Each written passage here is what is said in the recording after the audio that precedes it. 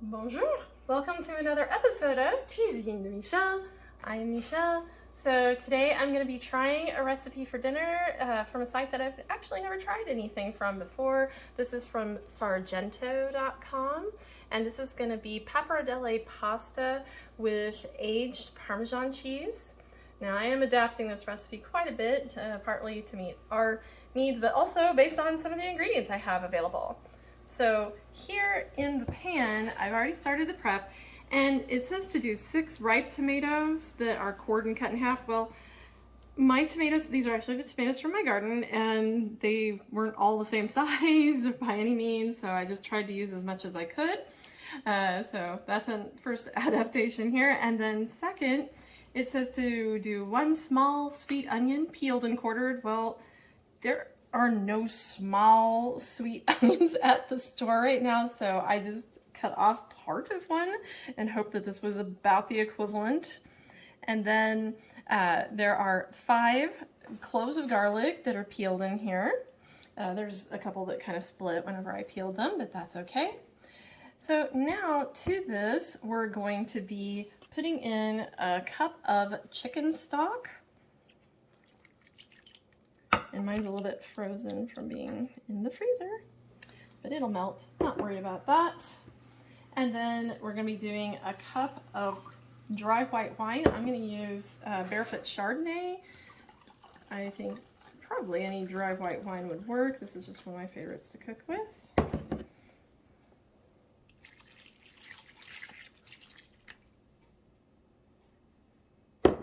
And then it tells us to drizzle 1 tablespoon of extra virgin olive oil over the top of everything.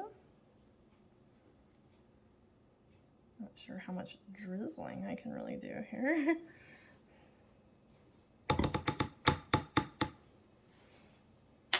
And meanwhile, you want your oven to get heated to 325 degrees Fahrenheit, because that's where this is going immediately after we do this step. So obviously mine's already been heating before now.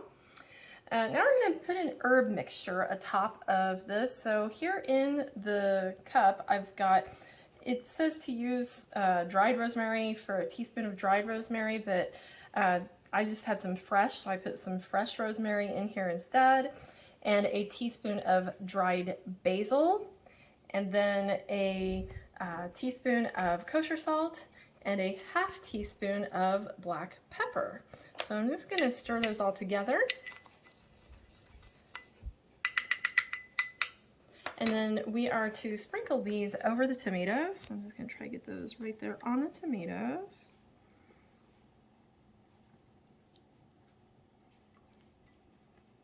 As best I can. So, again, this is not a super easy task to get it right there, but I'm doing my best.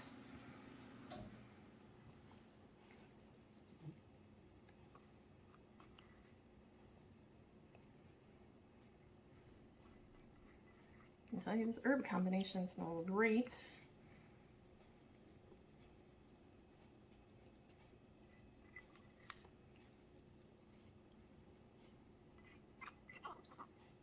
Alright, there we go. Alright, so we are now going to pop that in the oven and bake it for, it's going to be uncovered, roast it for 1 hour. Okay, so this has been baking for an entire hour, and it smells awesome, by the way. So what we are to do now is to take this, now it says to do a cup. This says it's of a cup and a quarter. This is, by the way, Sargento shaved 14-month aged Parmesan, so that's their special product here. And it says we're supposed to sprinkle a cup of this over the top of these. So I'm going to do almost the entire thing.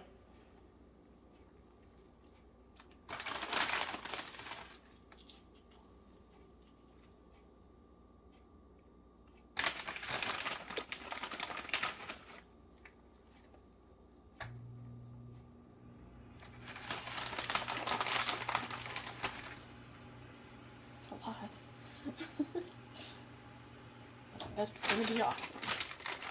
Okay. So I only left like a little tiny bit in the sack, so I think that's probably about right. Just 1 little sprinkle more. gonna go back in the oven for another 20 minutes. Okay, so this is what the mixture looks like when you pull it out of the oven. We're gonna set that aside for just a moment. Meanwhile, over here, I actually went with 2 tablespoons of unsalted butter since I'm using a non-stick skillet. And I'm gonna let that melt over medium heat. And to that, we're gonna be adding 8 ounces of cremini or baby bella, whichever one you wanna call them, mushrooms that have been sliced.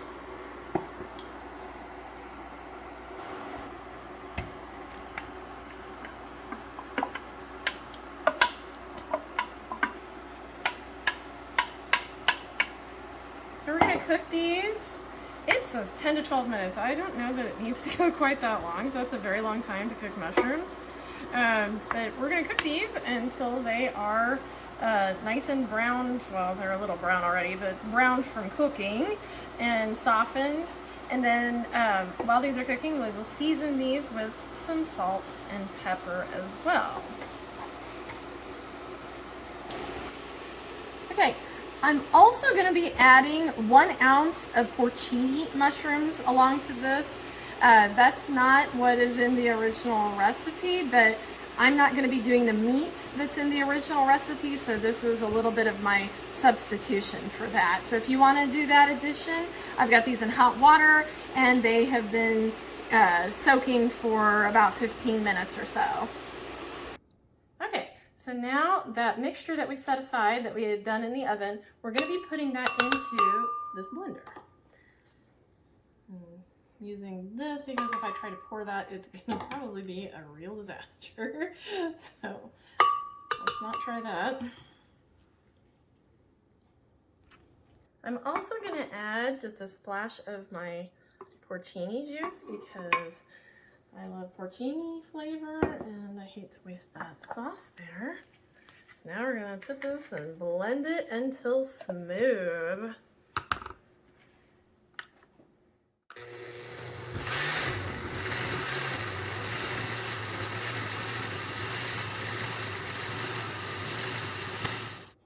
Okay, so now I'm gonna take this and I'm going to add it to the pan where I cooked those mushrooms.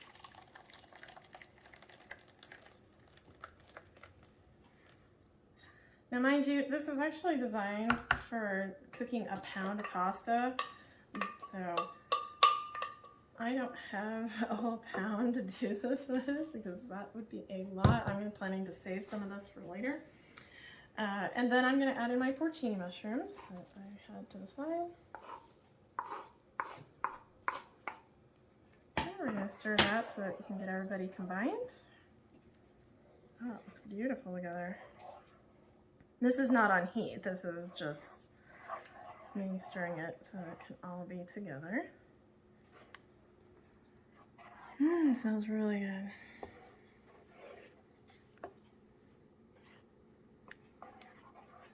All right, and then we are going to be putting the pasta in with it.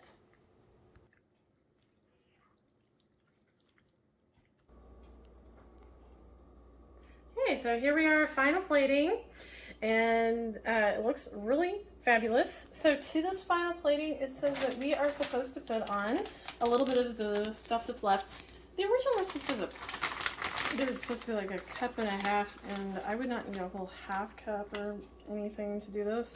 You'd have to get another one just to be able to have that much in there, so that's kind of silly. So I think you only need really 1 package of this if you read the original recipe, FYI.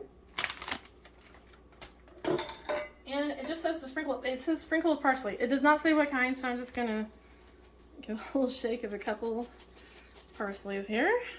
Just to make it look pretty with parsley. And let's have a taste test. Let's see how this is. If I can get some of it, it's a little bit tricky.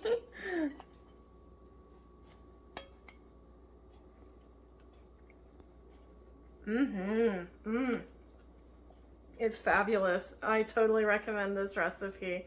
So thank you for joining me once again for another episode of Cuisine de Michel. Please be sure to like, share, subscribe, and make a comment. Leave me a comment, tell me what you think, if you're gonna make it, if you did make it, anything like that. And we'll see you next time. Au revoir!